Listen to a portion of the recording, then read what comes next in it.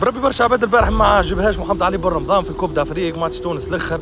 في بالكم محمد علي بن رمضان دخل الي غوش، دخل يعني يعوض البلاصه نتاع الياس سعد جوار دو كولوار اللي هي اصعب شيء، وهو بن رمضان بيفويت ايش دخلوا وبالرغم خرج طرحه وريبل وخرج باسات وخرج روتريات ودز كوره وفسخ وفك. برشا عباد تكريتيكي في سيف دقا كيف صحيح مكشخ. سيف دقا دخل في 3-0 معناها الجوارات سي بون ربحوا الماتش، متاكدين اليوم باش يربحوه الماتش. معناها هو وضاعي ضربت في يان فاليري ودخلت الكره، معناها ما يتسمىش فوتوغراف، هذيك فوت نتاع قله تركيز من الجوارات الكل. وبالنسبه لمحمد علي بن رمضان كوب دافريك الاخر كان تتذكروا لعبناها لي دروا، حتى كي جربناها لي دروا.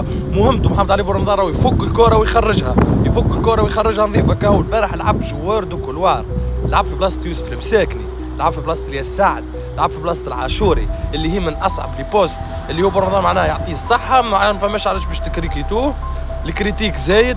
عمل عليه ما شاء الله عليه. ومن الكوب دارب الاخر ضد قطر بين اللي هو يستحق مكان توتيلور في بلاصه ليكيب ناسيونال. من رايي كان جربوه في بلاصه الفرجاني ساسي، يلعب وراه حنا بعل ولا يلعب بجنب حنا بعل ويلعب الصخيري وراهم، معناها واحد ويطلب الكره من الديفونسارات وقدامهم محمد علي بن رمضان وحنا بعل مجبري. تكون خير وافضل واسرع وانظف التشكيله نتاع تونس ضد نيجيريا. هذا رايي، خاطر محمد علي بن رمضان فكاك اكثر من الفرجاني ساسي، وفي ماتش نيجيريا حشنا باش نفكوا الكره. دونك كي تلعب بالياس الصخيري وحنا بعل وبن رمضان الثلاثه فكاكه، الثلاثه ينجموا. البارح حنا بعل راهو فك برشا كره، وبالرغم اللي هو ريجيسور فك برشا كره.